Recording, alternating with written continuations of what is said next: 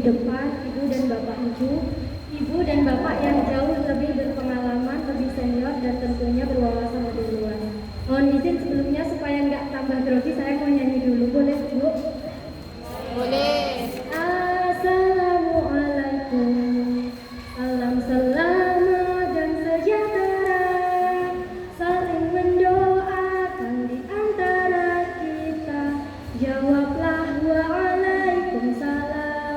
Assalamualaikum warahmatullahi wabarakatuh. Waalaikumsalam warahmatullahi wabarakatuh. Alhamdulillah, alhamdulillahirabbil alamin, wassalatu wassalamu ala asrofil anbiya'i wal mursalin wa ala alihi washabihi ajmain. Yang saya hormati Bapak dan Ibu pengawas Kecamatan Pamenang Barat, yang saya hormati Bapak Korwil Pendidikan Kecamatan Pamenang Barat, yang saya hormati Bapak Ibu Kepala Sekolah se-Kecamatan Pamenang Barat, yang saya hormati Ibu Kepala SD Islam Tahfidz BUKI, dan selanjutnya kepada Bapak Ibu Guru Kelas Tinggi dan Guru PAI se-Kecamatan Pamenang Barat. Alhamdulillah, puji syukur kehadirat Allah Subhanahu wa Ta'ala yang telah memberikan kesehatan kepada kita sehingga kita dapat berkumpul dalam keadaan sehat walafiat. Amin. Selanjutnya, sholawat dan salam marilah kita hadiahkan kepada junjungan Nabi kita, yakni Nabi Muhammad SAW, yang telah membawa kita dari alam kebodohan menuju alam yang penuh dengan ilmu pengetahuan seperti saat ini. Baiklah Ibu dan Bapak guru hebat, pada kesempatan ini saya akan menyampaikan pengetahuan saya tentang pemanfaatan modul ajar dalam praktik pembelajaran. Sebelum saya masuk ke materi, saya ingin bertanya terlebih dahulu kepada Bapak Ibu sekalian. Menurut pengalaman Bapak Ibu, apa sih perbedaan kurikulum 2013 dan kurikulum Merdeka? Apa perbedaannya, Pak?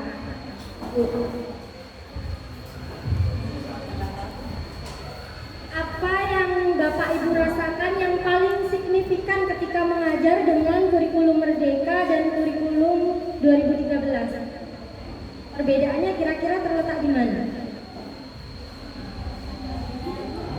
Mata pelajarannya bagaimana, Bu? Kalau dulu tema-tema, sekarang terpisah ya, Bu ya. Terus apalagi kira-kira Pak, Bu? Apa Bu Agnes kira-kira perbedaan kurikulum Merdeka dan kurikulum 2013? Apa Bu kira-kira Bu perbedaannya? Perbedaan istilah ya, Bu. Perbedaan istilah. Kalau dulu RPP sekarang modul ajar. Dulu KD KI sekarang CP. Dulu KD sekarang TP dan lain sebagainya. Saya ingat betul Pak Bu ketika saya pelatihan di A1 waktu itu. Waktu masuk di pelatihan tersebut, yang saya tangkap itu hanya pembuatan perangkat pada kurikulum Merdeka. Saya ingat betul waktu itu ada salah satu guru dari Pamenang Barat, kalau tidak salah itu dari Al-Husna, itu menanyakan apa sih perbedaan kurikulum Merdeka dengan kurikulum 2013 selain istilah, selain penyebutan RPP dan lain sebagainya, apa sih perbedaannya? Dan waktu itu karena keterbatasan waktu atau entah bagaimana belum terjawab seingat saya.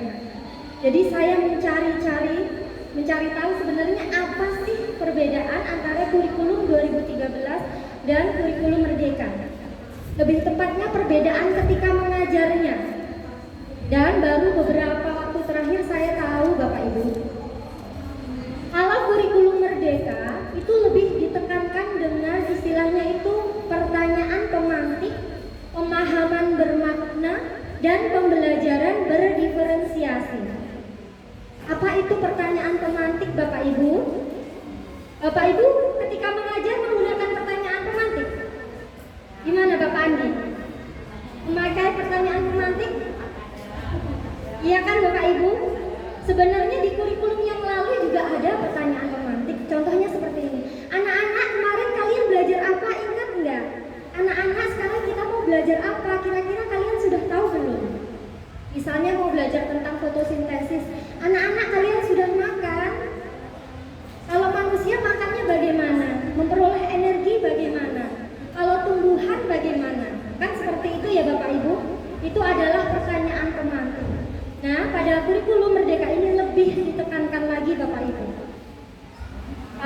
biasanya kita lupa-lupa memberikan pertanyaan pemantik, masuk salam absen langsung mencatat. Ini lebih ditekankan lagi kita untuk memberikan pertanyaan pemantik. Kenapa Bapak Ibu? Supaya anak didik kita, peserta didik kita tahu gambaran kira-kira apa nanti yang akan dibahas atau dipelajari. Selanjutnya tadi saya menyebutkan ada pemahaman bermakna. Nah, di kurikulum Merdeka ini sering sekali kita menyebut dengan pemahaman bermakna. Oh iya Bapak Ibu, sekedar informasi, masalah pertanyaan pemantik dan pemahaman bermakna itu ada di PMM ya Bapak Ibu, kita bisa mempelajarinya lebih dalam lagi di sana. Saya lanjutkan. Jadi pemahaman bermakna itu kita memberikan pemahaman kepada peserta didik. Kenapa sih kita harus mempelajari materi itu? Contohnya seperti ini. Mempelajari tentang pecahan. Nah, emang apa belajar pecahan? Biasanya ada seperti itu. Emang apa manfaatnya kita belajar pecahan? Apabila peserta didik tidak mengetahui manfaat kita mempelajari suatu ilmu atau suatu materi, dia akan seperti malas-malasan mempelajari itu. Karena dia akan berpikir seperti, "Kalau tidak belajar ini paling-paling ora kanggo, sampeyan aku arep dadi dokter, ora belajar pecahan," misalnya seperti itu. Tugas gugur nyuntik orang penting belajar pecahan seperti itu. Jadi kita harus menyampaikan Bapak Ibu, harus menyampaikan mengapa kita mempelajari materi tersebut, dan itu ditekankan pada bagian pemahaman bermakna. Supaya peserta didik tahu manfaatnya kita mempelajari suatu ilmu pengetahuan. Selanjutnya tadi saya juga menyebutkan pembelajaran berdiferensiasi. Nah, tentunya Ibu dan Bapak sudah tidak asing lagi apa itu pembelajaran berdiferensiasi. Ketika Ibu Guntari menyampaikan materinya tentang sekolah penggerak, Bapak Ibu masih ingat tidak? Masih ingat tidak? Bapak yang di belakang, Pak Tanto, ingat nggak tuh? Nah, ketika itu Ibu Guntari itu menyinggung sedikit tentang pembelajaran di kurikulum Merdeka, dan beliau menyebutkan istilah pembelajaran berdiferensiasi. Nah, itulah yang paling membedakan pembelajaran dengan kurikulum 2013 dengan kurikulum Merdeka. Kurikulum Merdeka itu pembelajarannya harus berdiferensiasi. Kemarin juga ada beberapa guru dari kami yang melakukan lokakarya di SD mana Bu? 282. Di SD 282 Bangko, itu juga membahas tentang modul ajar dan pembelajaran berdiferensiasi. Jadi alhamdulillah Bapak Ibu, saya dapat contekan materi yang akan saya sampaikan hari ini. Jadi kurikulum Merdeka itu pembelajarannya harus berdiferensiasi. Apa itu pembelajaran berdiferensiasi?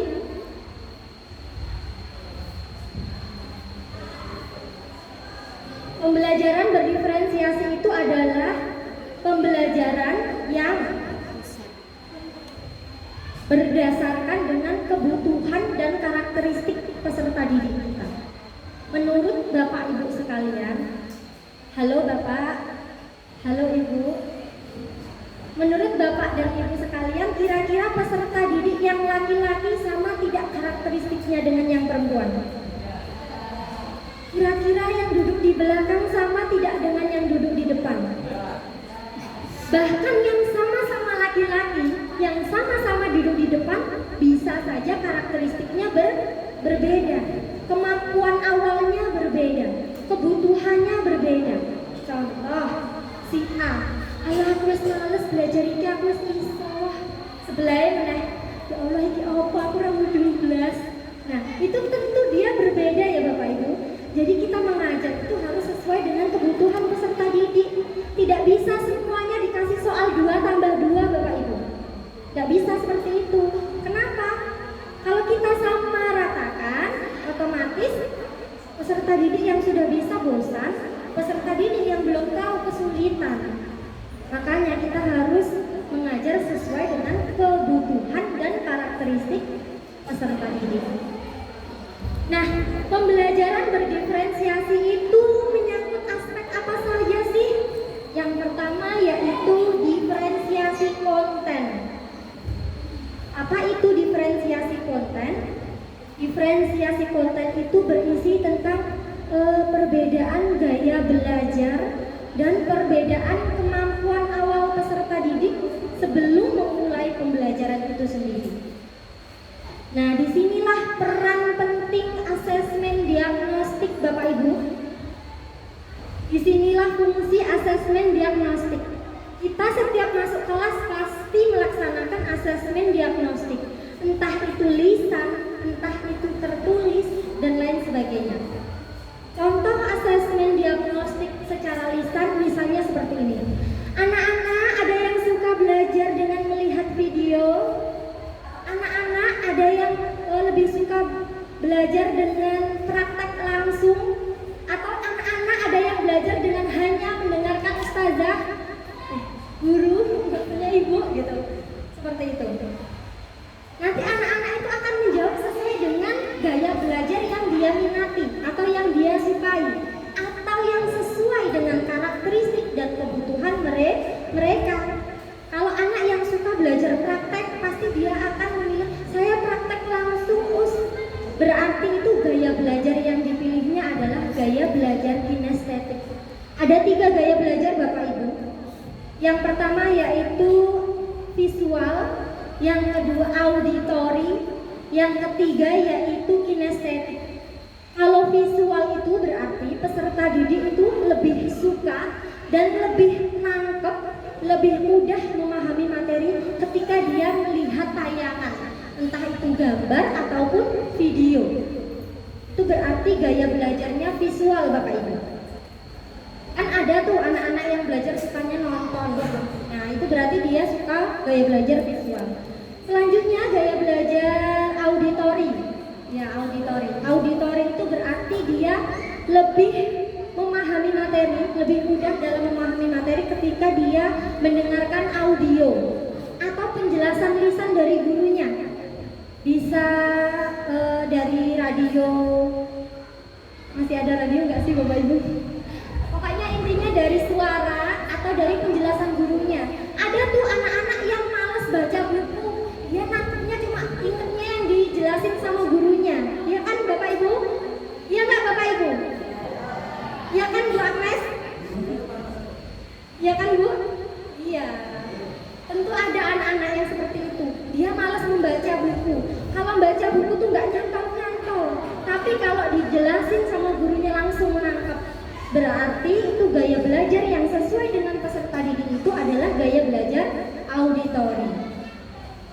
Selanjutnya yaitu gaya belajar kinestetik. Gaya belajar kinestetik itu adalah gaya belajar yang apabila peserta didik itu lebih mudah memahami materi ketika dia praktek langsung.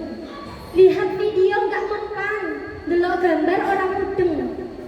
Membaca apalagi dijelasin sama gurunya juga nggak ngerti-ngerti. Oh, ternyata ketika praktek langsung dia lebih mudah memahami materi itu.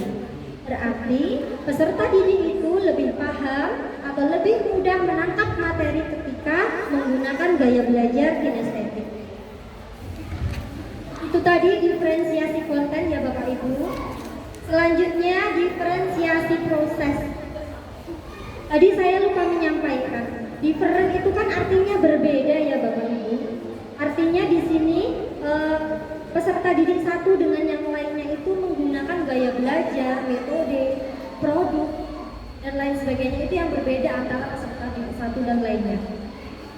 Sekarang kita masuk ke diferensiasi proses. Jadi Bapak Ibu, halo. Proses belajar mengajar biasa yang seperti apa yang biasanya Bapak Ibu lakukan?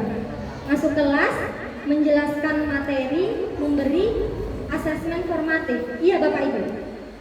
Setelah itu ditutup, sebelum ditutup kasih kesimpulan terus ditutup gitu. Nah, ini kurang tepat sebenarnya Bapak Ibu, karena yang seharusnya itu harus berdiferensiasi proses. Nggak melulu dijelaskan gurunya, nggak melulu diskusi seharian itu diskusi toh. Tapi kita campur mix and match, digabung-gabung gitu. Pertama dikasih ice breaking, kemudian dikasih kuis misalnya, kemudian ada diskusi, ada ceramah sedikit dari gurunya, atau selanjutnya dikasih game interaktif, misalnya seperti itu. Jadi anak-anak tidak bosan, nggak baca terus, nggak mendengarkan terus, tapi juga ada nyanyi-nyanyinya, ada bermainnya. Karena percayalah Bapak Ibu, apalagi ini di sekolah IT yang notabene pulang jam 4 sore, dari pagi sampai sore kalau baca buku, stres Bapak Ibu.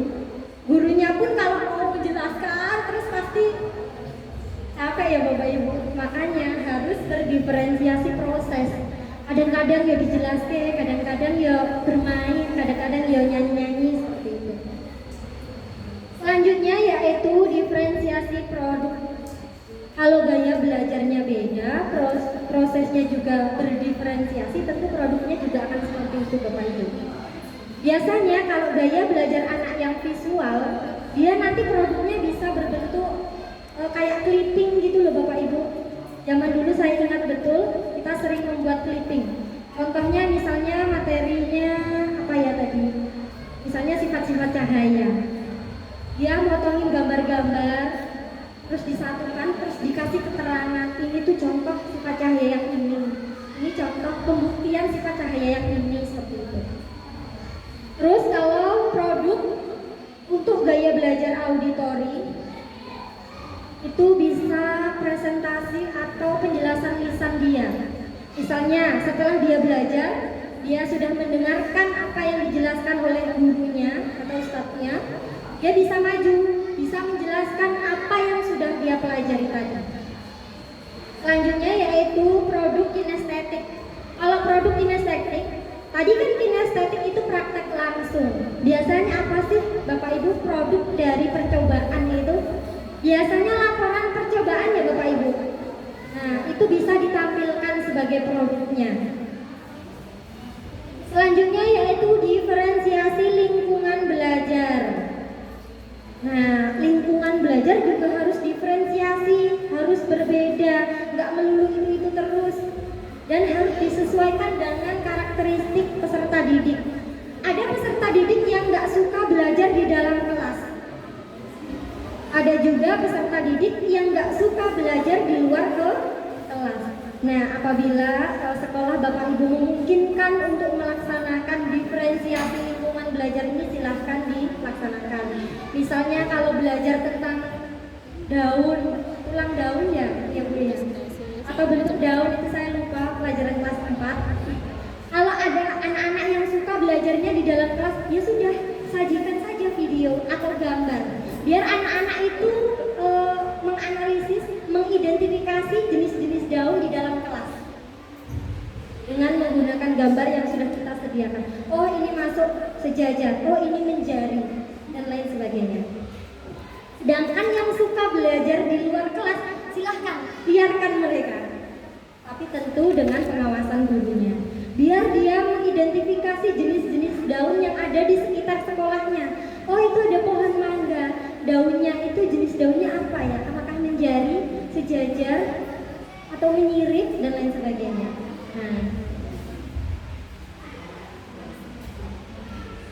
Nah, itu sedikit pengetahuan saya tentang perbedaan kurikulum 2013 dan kurikulum Merdeka ya Bapak Ibu. Selanjutnya kita masuk ke modul ajar. Tentunya Bapak Ibu semuanya sudah tahu modul ajar itu apa. Modul ajar itu saudara kembarnya RPP. Ya kan Bapak Ibu? Ya enggak Bapak Ibu? Ya tidak Bapak Ibu? Iya kan Bu? Iya kan Pak? Iya. Jadi saudara kembarnya RPP. Modul ajar itu adalah perangkat ajar yang memuat langkah-langkah pembelajaran kita, mulai dari awal sampai akhir.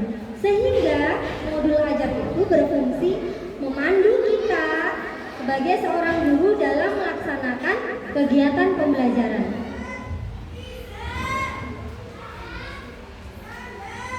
Nah, jadi modul ajar itu harus kita buat sebaik mungkin supaya kita bisa merasakan manfaatnya Bapak Ibu. Apa sih manfaat modul ajar? Itu dia. Yang pertama, membantu mengarahkan proses pembelajaran. Bapak Ibu, penting sekali modul ajar itu. Karena kalau tidak ada modul ajar, kita masuk kelas, kita nggak tahu mau ngapain. Pertama mau ngapain, jangan-jangan salam penutup. Kan enggak ya Bapak Ibu. Kalau ada modul ajar, kita tahu langkah-langkah pembelajaran apa yang akan kita ambil. Yang kedua yaitu membantu para pendidik untuk mencapai CP atau capaian pembelajaran. Dengan adanya modul ajar, kita bisa lebih mudah mencapai tujuan dan capaian pembelajaran kita. Bayangkan Bapak Ibu, apabila kita mengajar serabutan,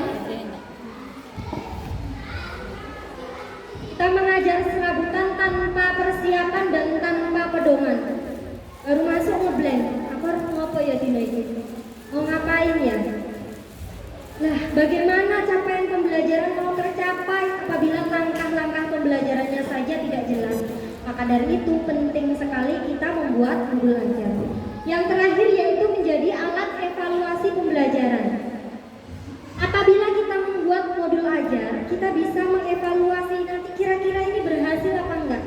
Kira-kira ini sinkron enggak? Dengan cara dan langkah-langkah seperti ini kira-kira tercapai atau tidak? Nah, kita langsung bisa merevisinya bahkan sebelum kita tampil di depan anak-anak, sebelum kegiatan pembelajaran dimulai. Nah ini Bapak Ibu, tadi saya sudah menyampaikan modul ajar itu harusnya bagaimana sih? Harusnya seperti ini Bapak Ibu. Yang pertama harus esensial. Harus esensial itu harus apa? Harus jelas materinya apa. Jangan masuk kelas itu isinya ice breaking semua. Bahkan materi yang diajarkan itu tidak jelas apa. Bernyanyi terus, nggak ada materinya, berarti itu tidak esensial. Gak jelas harus belajar apa. Selanjutnya menarik, bermakna dan menantang. Nah, pembelajaran harus menarik Bapak Ibu.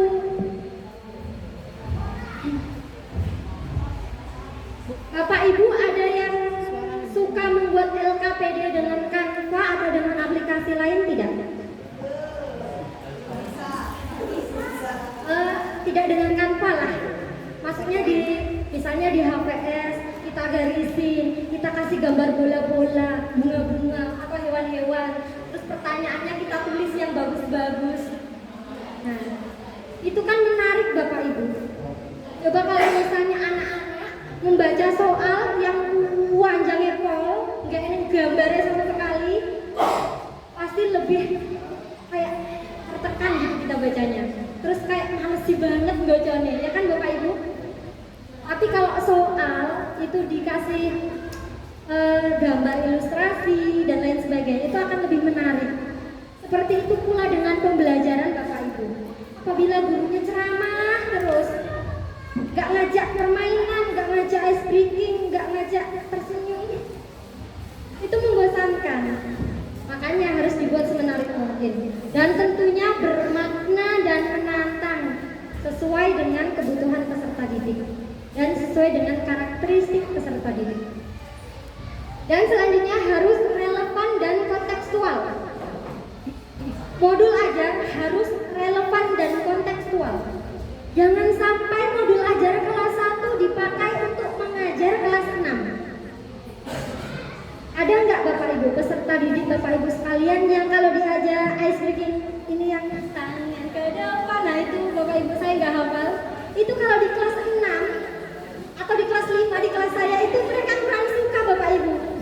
Ya Allah ini cah kelas ini itu berarti tidak relevan. Kita harus memilih ice breaking yang sesuai dengan usia mereka, yang sesuai dengan karakteristik mereka, dan harus kontekstual. Nyeritaknya Candi Borobudur. Anak-anak Candi Borobudur itu ini. Ustazah pernah ke sana? Nggak pernah. Itu tidak kontekstual. Harusnya yang kontekstual dengan kita. Ya kalau misalnya di situ temanya ya tempat wisata, ya Jam Gento atau Ujung Tanjung gitu. Selanjutnya harus berkesinambungan. Saya punya pengalaman yang memalukan Bapak Ibu. Waktu pertama kali saya memakai kurikulum Merdeka, dan saat itu sekolah kami itu, kalau di sekolah lain kan baru kelas 1 dan 4 tahun lalu ya Bu ya. Itu sekolah saya sudah kelas 1, 2, 4 45 sudah memakai kurikulum merdeka. Jadi saya tidak punya tempat untuk bertanya dan akhirnya sok-sokan. Waktu itu masuk semester pertama saya mengajarkan tentang pecahan. Anak-anak saya bingung, Bu. Karena untuk mengajar pecahan saya harusnya mengajar KPK dulu dan lain sebagainya. Itu saya loncat. Ibaratnya anak-anak diajak belajar tentang rumus luas persegi, tapi anak-anak belum bisa perkalian. Nah, itu kan berarti tidak berkesinambungan. Maka dari itu Bapak Ibu, dalam merancang modul ajar dan merancang pembelajaran itu harus berkesinambungan supaya runtut pembelajarannya ya Bapak Ibu. Nah, selanjutnya Bapak Ibu, ini adalah komponen modul ajar versi lengkap. Ada informasi umum, ada komponen inti dan lampiran. Kalau komponen inti itu berarti tidak bisa ditinggal salah satunya ya Bapak Ibu. Dan ini kalau pengen sempurna modul ajarnya berarti harus memuat seluruh komponen versi lengkap itu. Yang pertama, identitas penulis modul atau identitas modulnya, mulai dari nama kita, nama sekolah, alokasi waktu, apalagi Bapak Ibu, mata pelajarannya, ya kan Bapak Ibu. Selanjutnya kompetensi awal. Kompetensi awal itu berisi kemampuan awal peserta didik sebelum kita melaksanakan pembelajaran tersebut. Selanjutnya profil pelajar Pancasila. Nah, dalam modul ajar kita juga harus mencantumkan profil pelajaran Pancasila yang kira-kira mungkin untuk ditingkatkan atau yang memang harus ditingkatkan pada kegiatan pembelajaran itu. Selanjutnya yaitu sarana dan prasarananya harus kita sebutkan semuanya. Kemudian target peserta didik. Kemudian model pembelajaran yang digunakan juga harus disebutkan. Selanjutnya masuk ke komponen inti. Kita menyebutkan tujuan pembelajarannya apa. Hari ini peserta didik dapat inikah atau peserta didik dapat itukah, kita harus mencantumkannya dalam modul ajar. Selanjutnya asesmen. Asesmen ada berapa Bapak Ibu? Bu Sawarni, asesmen ada berapa Bu? Ya, asesmen itu juga harus dicantumkan dalam modul ajar. Ada 3 asesmen. Yang pertama asesmen diagnostik. Kemarin ketika lokakarya, kalau tidak salah ada yang menyampaikan istilah asesmen diagnostik tidak boleh sembarangan digunakan. Ya kan? Karena katanya itu harus memiliki keahlian khusus. Ya sudah, kalau gitu kita ganti asesmen awal. Asesmen awal pembelajaran. Nah, asesmen diagnostik atau asesmen awal ini berperan penting untuk mengetahui kemampuan awal peserta didik, untuk mengetahui gaya belajar yang diinginkan oleh peserta didik, untuk mengetahui lingkungan belajar yang diinginkan oleh peserta didik. Dengan melakukan asesmen diagnostik atau asesmen awal, kita jadi bisa mengkotak-kotakkan, mengelompokkan peserta didik kita sesuai dengan kebutuhan dan karakteristiknya. Tadi saya sudah menyampaikan contohnya, anak-anak siapa yang suka menggambar? Oh, berarti dia visual. Anak-anak siapa yang suka praktek langsung? Oh, berarti dia kinestetik. Nah, dari situ kita sudah bisa mengelompokkan, anak ini gaya belajarnya ini, anak ini gaya belajarnya ini. Itulah peran asesmen diagnostik. Selanjutnya asesmen formatif. Asesmen formatif itu adalah penilaian atau asesmen yang dilakukan ketika proses pembelajaran berlangsung. Bisa lisan, bisa tertulis, dan lain sebagainya. Yang terakhir yaitu asesmen sumatif. Nah, asesmen sumatif itu biasanya terletak di akhir pembelajaran. Kalau zaman dulu itu dikenal dengan post test. Ya, guys. Ya. Itu di akhir pembelajaran. Biasanya kalau sudah selesai bab itu baru ada asesmen sumatif. Kalau saya seperti itu. Atau asesmen akhir semester. Selanjutnya setelah asesmen ada pemahaman bermakna. Tadi saya sudah menyampaikan. Jadi pemahaman bermakna itu penting disampaikan kepada peserta didik. Ada pertanyaan pemantik yang tadi fungsinya juga sudah saya jelaskan untuk menarik minat peserta didik dalam mempelajari materi yang akan dipelajari. Selanjutnya kegiatan pembelajaran, ini berarti ada yang pendahuluan, inti, dan penutupnya. Terakhir yaitu ada yang di kompetensi inti, yang di komponen inti, yang terakhir ada refleksi peserta didik dan pendidik. Bapak Ibu pernah melaksanakan refleksi tidak? Saya juara banget, juara hepal Pak. Jarang sekali.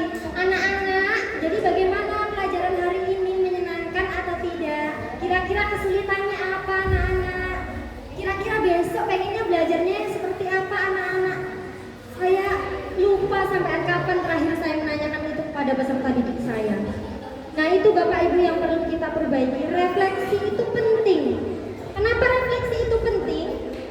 Supaya kita bisa mengevaluasi pembelajaran yang sudah kita laksanakan, sehingga kita bisa menyusun modul ajar dan melaksanakan pembelajaran lebih baik lagi. Kalau hasil refleksinya, Bu hari ini membosankan, banyak menulisnya, berarti di pembelajaran berikutnya dikurangi menulisnya. Seperti itu. Selanjutnya kita masuk ke lampiran. Lampiran yang pertama ada LKPD atau lembar kerja peserta didik. Itu biasanya asesmen formatif ya Bu, kalau LKPD itu. Selanjutnya ada pengayaan dan remedial. Bapak Ibu pernah pengayaan, pernah remedial? Jangan-jangan kalau remedial memberi soal dengan tujuan pembelajaran sama tapi angkanya beda kalau matematika. Iya, iya Bapak Ibu. Kalau sepengetahuan saya, ini nanti mohon dikoreksi ya Bapak Ibu apabila salah. Kalau setahu saya, remedial itu kita menjelaskan kembali tujuan pembelajaran yang belum tuntas kepada peserta didik itu. Kalau sudah dijelaskan kembali materinya, baru kita memberikan soal lagi dengan tujuan pembelajaran yang sama, tapi angkanya beda kalau matematika. Tapi selama ini saya pernah loh Bapak Ibu, remedialnya bawa sapu. Itu nggak ada relevansinya sama sekali ya Bapak Ibu. Pernah nggak Bapak Ibu seperti itu? Pernah nggak? Remedial PAI suruh bawa poster tuntunan sholat. Remedial matematika suruh bawa bangun datar atau gambar bangun datar yang bahkan dia yang tidak tuntas itu padahal bukan tujuan pembelajarannya itu, atau bawa sapu. Nah itu sangat tidak relevan. Jadi mari kita sama-sama Bapak Ibu belajar untuk memperbaiki kegiatan pembelajaran kita supaya sesuai dengan yang diharapkan oleh peserta didik dan pemerintah. Selanjutnya ada bahan bacaan pendidik dan peserta didik. Nah itu kita cantumkan. Kalau kita malas mencantumkan lampirannya, ya minimal halaman berapa di buku siswa. Kita harus menuliskan di modul ajar. Sehingga ketika kita mengajar kita nggak lupa ingat, nggak ingat lupa mencari halaman yang mana ini yang mau kita pelajari. Nah, selanjutnya glosarium dan daftar pustaka. Kalau ada kata-kata yang sulit Bapak Ibu, yang bahkan kita sendiri aja nggak tahu itu apa artinya, ya ayo kita cari kopean dulu. Jadi kalau ditanya peserta didik kita nggak malu jawabnya.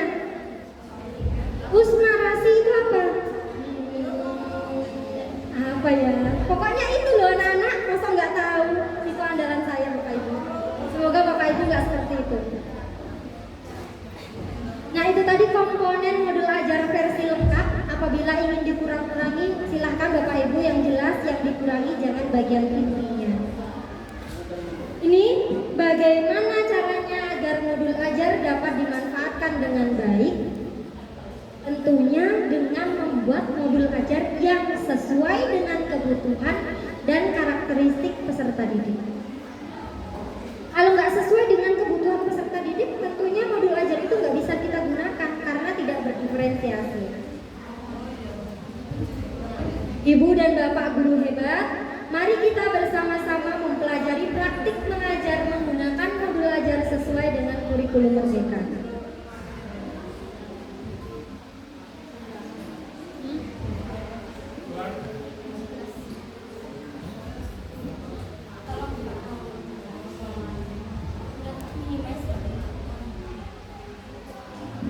Nah ini Bapak Ibu, ini contoh modul ajar saya. Waktu seleksi guru penggerak saya sok-sokan menguploadnya modul ajar bukan RPP. Padahal sudah jelas-jelas di ketika seleksi guru penggerak itu ada format RPP-nya, tapi saya sok-sokan mengupload modul ajar. Nah ini contoh modul ajar milik saya Bapak Ibu. Di situ yang pertama ada informasi umum seperti tadi komponen yang saya sudah jelaskan. Ada identitas satuan pendidikan, nama penyusun, fase kelas, materi pokok yang akan diajarkan, alokasi waktunya. Biar jelas ini tuh modul ajar untuk dipakai di pelajaran apa. Jangan sampai salah bawa. Pelajaran seni rupa bawanya matematika. Biar jelas identitasnya. Selanjutnya profil pelajar Pancasila. Di situ ketika materinya cahaya dan sifatnya, saya ingin menekankan profil pelajar Pancasila bernalar kritis, gotong royong, dan kreatif. Itu fleksibel ya Bapak Ibu, tergantung Bapak Ibu ingin mengangkat profil pelajar Pancasila yang mana atau yang mungkin disisipkan atau dipelajari di materi itu. Selanjutnya sarana dan prasarana. Ada buku siswa, kemudian ada referensi percobaan sederhana sifat-sifat cahaya, itu ada di buku siswa ya Bapak Ibu. Kemudian ada target peserta didik menjelaskan sifat-sifat cahaya. Target pembelajaran ini apa ya? Supaya itu pokoknya peserta didik bisa nggak bisa harus bisa menjelaskan sifat-sifat cahaya. Kemudian itu model pembelajarannya, student centered learning, collaborative learning, kemudian teknologi based learning. Itu saya tulis ada teknologinya, padahal saya nggak pakai proyektor, nggak pakai HP, ya pakai buku itulah Bapak Ibu. Biar agak keren aja itu ada teknologinya. Selanjutnya komponen inti itu ada tujuan pembelajaran. Peserta didik bisa menjelaskan sifat-sifat cahaya berdasarkan hasil pengamatan atau percobaan. Jadi tujuan pembelajaran dari materi cahaya dan sifatnya ini adalah menjelaskan sifat-sifat cahaya. Jadi peserta didik itu harus bisa menjelaskan sifat-sifat cahaya setelah mengalami atau melaksanakan kegiatan pembelajaran tersebut. Kemudian ada asesmen pembelajaran. Itu kebetulan nggak saya pisah, jadi ada di bagian bawah. Itu asesmen diagnostik. Maaf diturunkan. Ya. Asesmen diagnostik saya ingin menunjukkan ke Bapak Ibu. Ini Bapak Ibu. Ini adalah asesmen diagnostik non kognitif. Jadi yang ingin saya ketahui itu hanya gaya belajarnya. Kalau yang kognitif itu berarti isi asesmennya atau soalnya itu tentang materinya. Misalnya 2 tambah 2 berapa? Kalau anak sudah bisa berarti dia sudah mampu, kalau belum berarti belum. Kalau ini yang ingin saya ketahui yaitu gaya belajarnya, berarti asesmen diagnostiknya non kognitif. Di situ ada beberapa pertanyaan. Ini angket ya Bapak Ibu atau kuesioner. Bapak Ibu tidak harus membuat seperti ini. Hanya menanyakan secara lisan seperti yang saya lakukan tadi, itu juga sudah termasuk asesmen diagnostik. Sudah bisa mendiagnosa gaya belajar anak kira-kira bagaimana, kemampuan anak bagaimana. Selanjutnya ada asesmen formatif. Kalau asesmen formatif itu biasa saya menyebutnya soal latihan. Setelah pembelajaran diberikan, itu biasanya ada soal latihan yang kita berikan kepada anak-anak.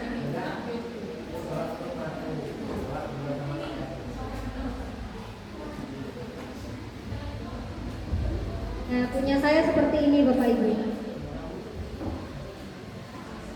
Kemudian ada sumatif, langsung aja Bu. Kalau asesmen sumatif langsung ke pertanyaan-pertanyaan di akhir pembelajaran atau akhir bab kalau saya. Jadi kalau biasanya kan satu bab itu kita mengajarkannya dalam beberapa pertemuan ya Bapak Ibu. Biasanya saya tidak memberikan asesmen sumatif, tetapi saya berikan di akhir bab nanti ketika sumatif akhir materi atau sumatif akhir bab. Selanjutnya ada pemahaman bermakna. Nah, ini Bapak Ibu yang paling penting di kurikulum Merdeka, kita harus mempelajari materi itu. Materi yang kita pelajari saat ini apa Bapak Ibu? Di modul ajar maksudnya. Apa Bapak Ibu? Bukan yang dipelajari di sini, tapi yang di modul ajar apa materinya? Apa?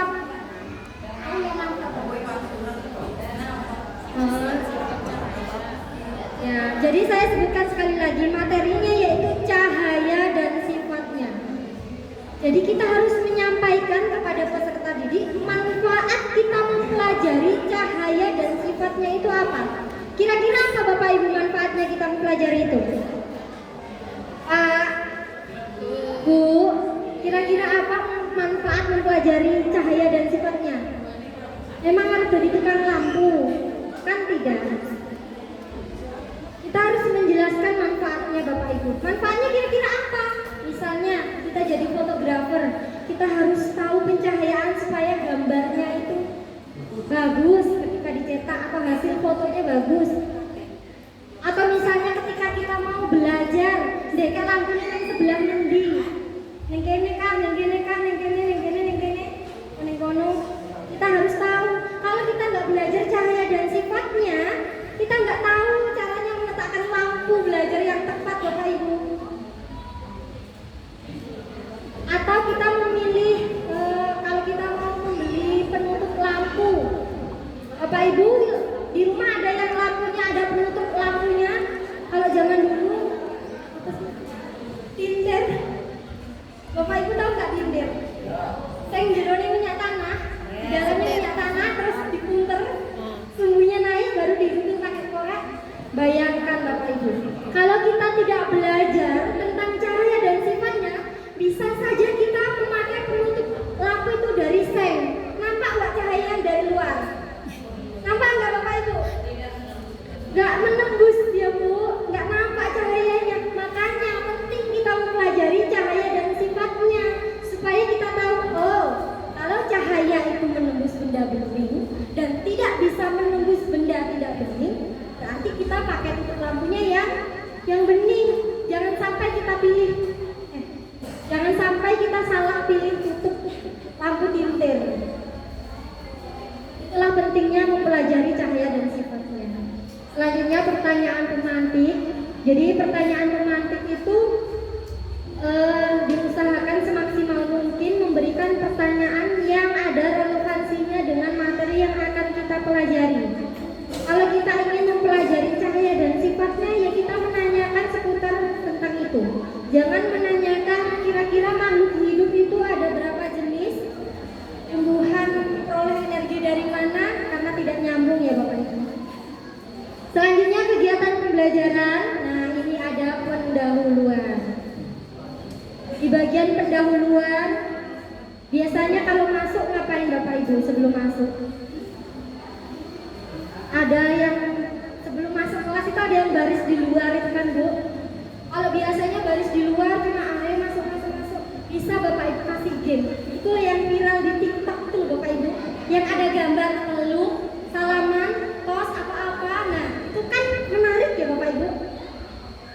Nah itu hati-hati jangan digunakan di kelas 6. Kalau misalnya santri sudah balik, elok-elok minta peluk.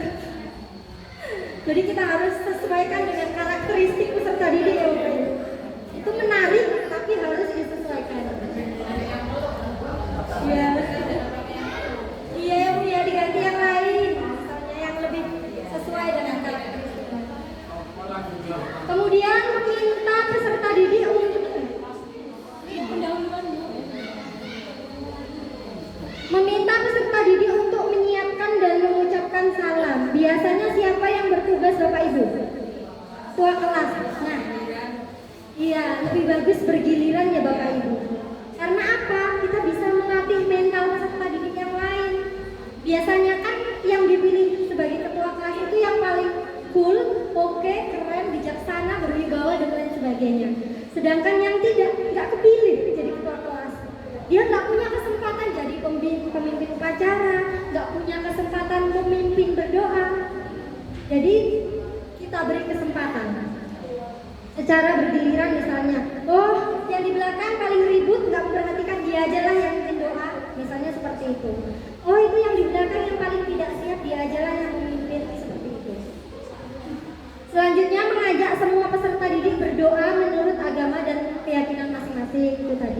Dari situ kita sudah bisa mengasesmen juga loh Bapak Ibu. Kalau mereka itu ada yang ngobrol berarti dia belum siap belajar. Kita bisa mendiagnosa kesiapan peserta didik di situ. Kemudian menanyakan kehadiran peserta didik. Bapak Ibu, ada nggak yang monoton seperti saya? Setiap masuk kelas, siapa yang tidak hadir? Itu saya, Bu. Kalau Bapak Ibu seperti itu atau tidak? Sama ya Bapak Ibu. Nah, apa salahnya kita membuat seperti itu Bapak Ibu? Daftar hadir kelas 3. Di situ dihias pakai bunga-bunga, itu Bapak Ibu. Itu. Nah, ada fotonya. Kita nggak usah nanya. Oh, itu nggak masuk. Anak-anak pasti lebih suka absen di situ daripada yang titik-titik itu Bapak Ibu. Ya enggak? Seperti itu. Harus yang menarik. Selanjutnya menanyakan kehadiran sudah ya. Menyapa peserta didik yang belum siap. Kalau saya Bapak Ibu, pengalaman saya ketika pembelajaran sudah akan dimulai dan ada beberapa peserta didik yang masih ngobrol sendiri, cari pena dan lain sebagainya, saya sapa. Halo Mas Adnan, I love you. Seperti itu. Halo Mbak Nadira, Ustazah kangen. Halo Mbak Gendis misalnya. Sudah siap? Seperti itu saya Bu. Karena saya ingin menarik perhatian peserta didik agar memperhatikan pembelajaran saya, memperhatikan saya. Dan ini tips Bapak Ibu, apabila masuk kelas kita harus bahagia dulu. Karena nada suara kita, mimik wajah kita akan berbeda tergantung suasana hati kita. Bos belum cair, gajian masih lama, masuk kelas cemberut. Assalamualaikum warahmatullahi wabarakatuh. Anak-anak buka halaman 10, kerjakan soal 1 sampai 5. Gak enak Bapak Ibu, tapi kalau Assalamualaikum anak-anak atau pakai pantun, itu pasti akan lebih menyenangkan dan lebih menarik perhatian peserta didik kita. Dan nada suara kita juga akan terlihat ceria. Kalau belajarnya ceria, gembira, bahagia, akan lebih mudah dipahami. Selanjutnya menyampaikan pemahaman bermakna terkait topik pembelajaran tadi sudah saya sampaikan. Memberikan pertanyaan tematik sudah saya jelaskan. Mengajak peserta didik melakukan ice breaking. Nah, Bapak Ibu, kebetulan ini materi yang saya sampaikan yaitu tentang cahaya dan sifatnya. Jadi saya mengajak ice breakingnya tentang lagu sifat-sifat cahaya. Bapak Ibu ada yang pernah buka YouTube? Tahu channel YouTube saya? Channel YouTube saya nanti mohon dicek ya Bapak Ibu. Jangan lupa like, komen, dan subscribe. Channel YouTube-nya Buku Harian Bu Guru.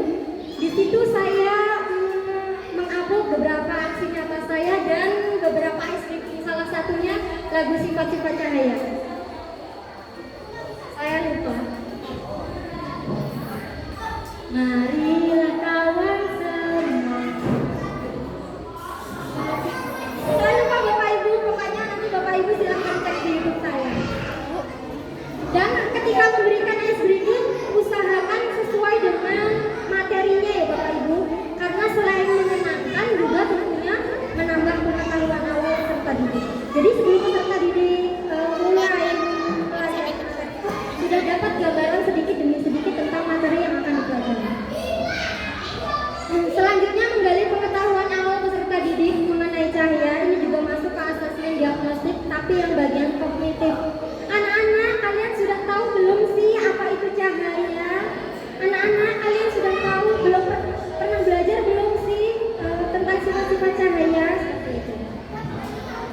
Kemudian yang terakhir di bagian pendahuluan yaitu menyampaikan tujuan pembelajaran yang akan dicapai pada bab tersebut. Selanjutnya masuk ke bagian inti.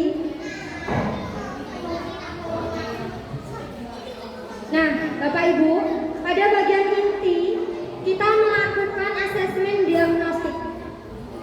Jika sudah mendapatkan hasilnya, kita langsung meminta peserta didik untuk berkelompok sesuai dengan hasil asesmen diagnostik tentang gaya belajar peserta didik. Bapak Ibu, untuk pembelajaran diferensiasi itu sangat melelahkan Bapak Ibu. Tenaga, waktu, biaya itu super ekstra. Jadi melaksanakannya setiap hari, tergantung waktu kita ya Bapak Ibu. Nah, tadi saya sudah memberikan lembar asesmen diagnostik kepada peserta didik saya.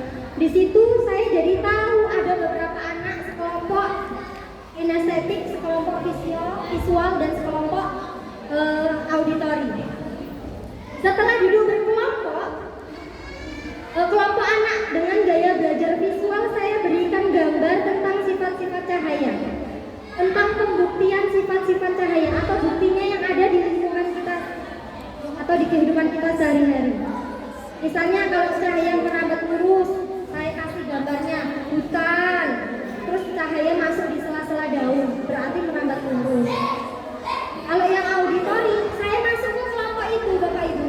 Saya jelaskan materinya karena gaya belajar yang disukainya auditori, yaitu mendengarkan penjelasan guru. Selanjutnya yang terakhir yaitu kinestetik.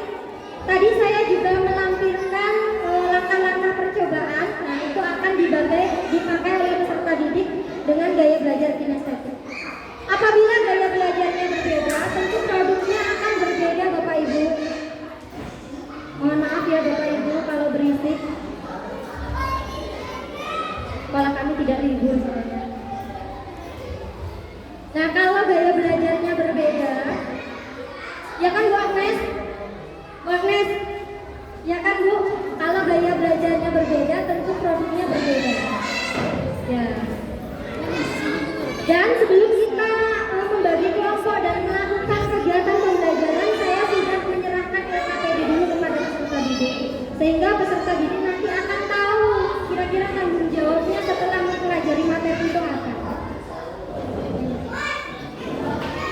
Jika proses pembelajaran sudah selesai, kemudian LKPD juga sudah dikerjakan, alias asesmen formatifnya sudah dikerjakan, kita langsung masuk ke bagian penutup Bapak Ibu. Di bagian penutup itu saya biasanya mengoreksi LKPD peserta didik. Bisa kita bahas bersama-sama, kita koreksi bersama-sama, atau ditukarkan dengan teman sebangkunya, atau saya bawa ke kantor aja lah, saya koreksi besok, atau seperti itu. Tapi itu tidak disarankan karena KBM itu harus sesuai dan selesai di alokasi waktu yang sudah ditentukan. Kemudian setelah itu saya melakukan ice breaking di akhir pembelajaran. Seperti itu.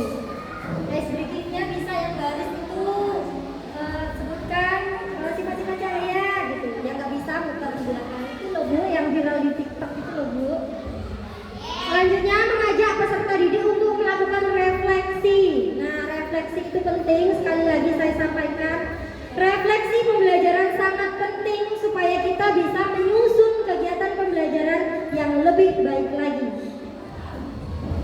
Terakhir yaitu memberi penguatan dan kesimpulan mengenai kegiatan pembelajaran yang telah dilaksanakan.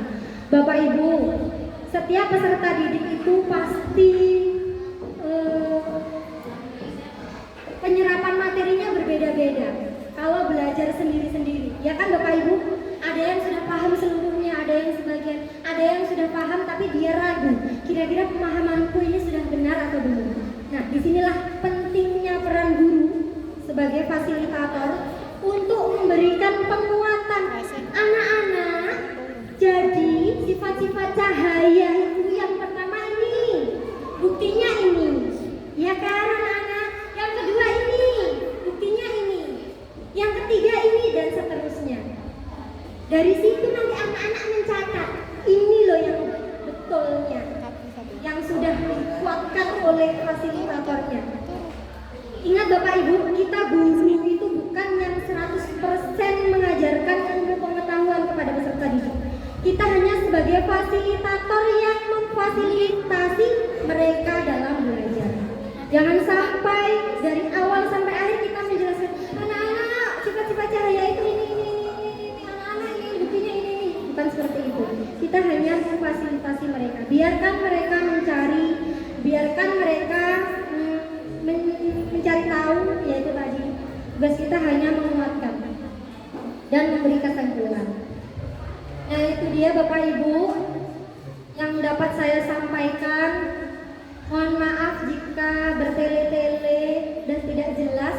Mudah-mudahan tidak banyak, sedikit saja bisa bermanfaat untuk Bapak Ibu sekalian semuanya dan bisa diaplikasikan dalam kegiatan pembelajaran Bapak Ibu semua.